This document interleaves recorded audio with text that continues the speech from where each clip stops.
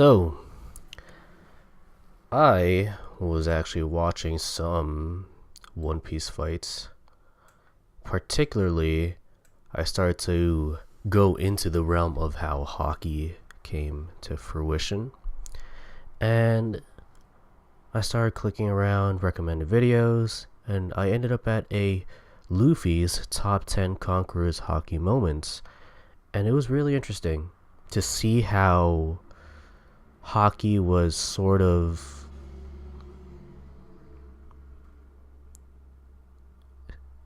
had small, maybe not small, but I don't know if I'm using the term foreshadowing correctly, but basically there were hints in the very beginning, or maybe not very beginning, but within the first like 200 episodes, 300 episodes of One Piece. And I don't know what the chapters are for said 300 give or take episodes, where the instances as well as hints of hockey being a metaphysical force in One Piece. I don't know what the chapters are for that range as well as particulars. Even with the anime, I don't know what the particular episodes are. Point is, I was going through the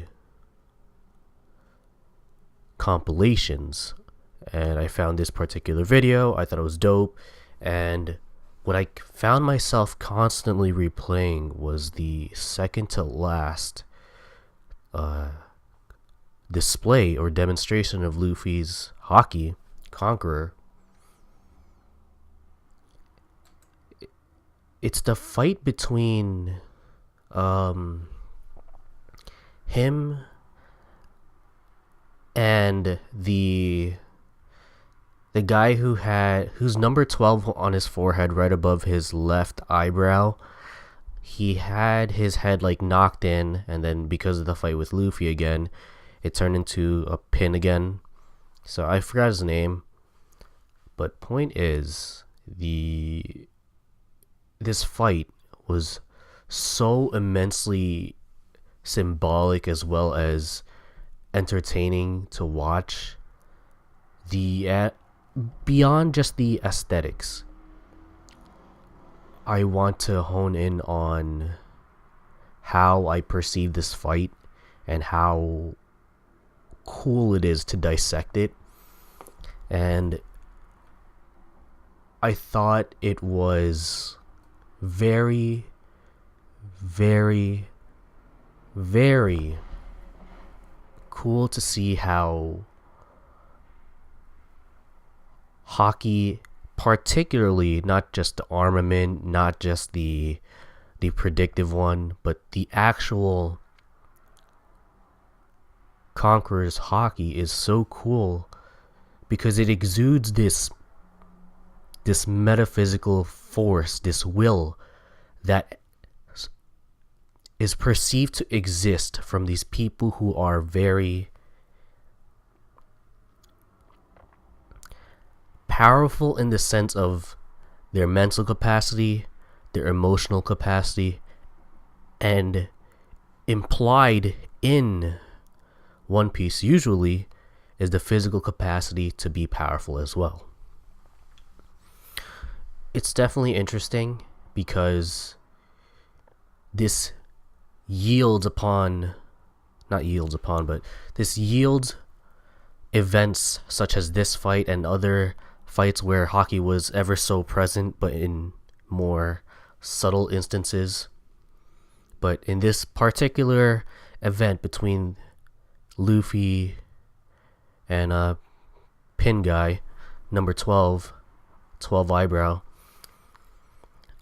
it, especially with the commentary from Diamante, it was very insightful and also very parallel with how the idea of what it takes to be a king.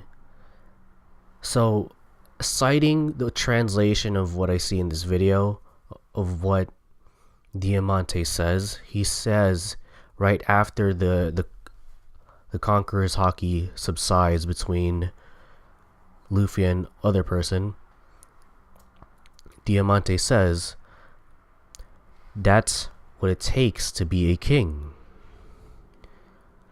It's a clash of two Conqueror's haki users rather.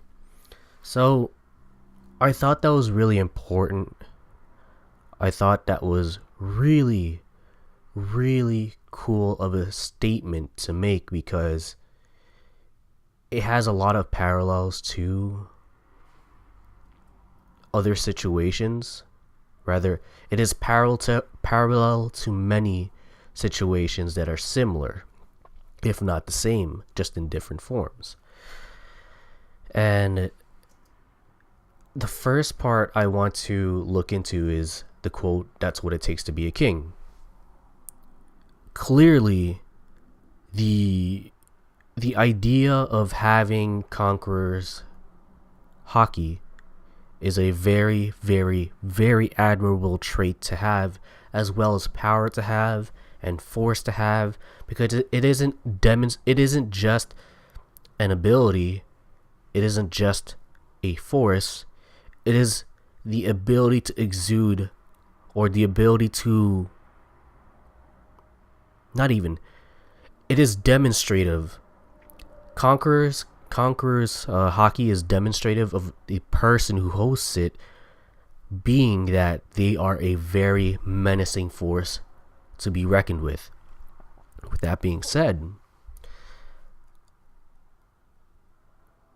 to say that from Diamante, that's what it takes to be a king, it clearly shows that he acknowledges Luffy and the other person, that they are both very, very, very powerful, at the very least,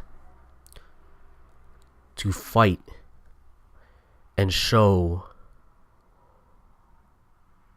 what their ideals are, that they have accumulated so much power to assert. It may be a stretch to say that, but it helps me transition into my next point. Ideals. Why do people want to accumulate so much power to assert their ideals? And why are ideals even being brought up here? Because in the realm of One Piece, it isn't just this journey to try and be the Pirate King. A lot of people in current day of One Piece, the latest chapter or latest anime episode, it is this real idea, this real tangible desire, and that won't be mocked, to be the Pirate King, because the idea of being a king, generally speaking, in the realm of One Piece, means that you have power. And I don't know if there is other titles in One Piece yet that has rivaled the title of Pirate King, but it seems to be that One Piece implies that being the Pirate King means that he is the most powerful and capable of being the person or people, most likely person in this case, because Pirate King implies one person. Being the Pirate King implies that not only are you the most powerful, but two, you are the host that is capable of demonstrating that the most amount of power. And it's how that plays into other variables that I've mentioned up to now, is that when you have the most amount of power, you have the ability to demonstrate that power, to assert that you have in your mind the most correct logic or the most correct ideal.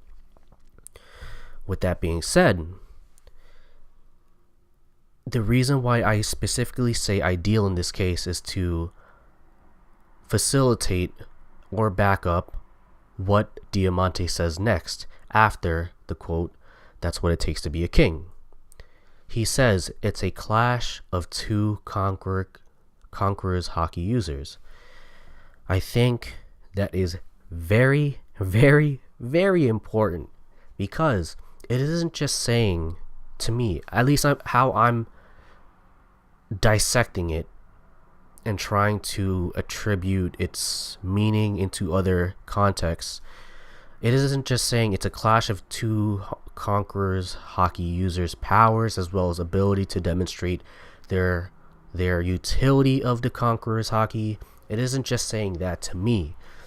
I think it's also very parallel to saying it's a clash of two people's different ideals, or their ability to demonstrate what they have available. Rather, it's a demonstration of two varying forces using what is available to them to become the better, more dominant force in that case. Hope that makes sense. At least how I reasoned it out and how it sounded seemed to have made sense. Point is, when you have a clash of two different ideals with people of varying forces or opposing forces, when you have a clash of two different ideals from two different opposing forces and they are formidable, very powerful, it can have a trickle-down effect into many different factions who follow them respectively, or different constituents or different people, just however you want to title it. It doesn't matter. It has a ripple effect and it has a trickle-down effect. Those who follow will get affected by the ideals as well as the behavior, the attitudes.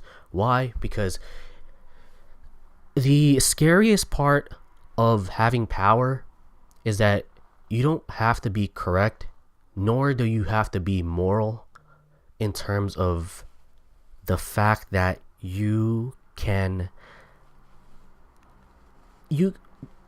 ability to accumulate your own power, regardless of whatever form it may take, whether you say it's fame, fortune, biological advantages, I don't know, whatever you want to say that power is, it is upon the person or individual's due diligence to be as powerful as possible in best case scenario, while being as moral as possible. With that being said, when a person how can I don't know if I'm even tying it back correctly, but I think right now what I'm thinking is that when a person is powerful, they don't have to be moral. The scariest part from that is that if they are immoral and they are powerful, that bleeds into the constituents that follow them, a trickle-down effect. And when more and more people see that a powerful figure who is immoral is able to get away with immoral acts because they are powerful, that produces a rather concerning population who will learn from that mentality and think that it is okay to pass that on to generation after generation.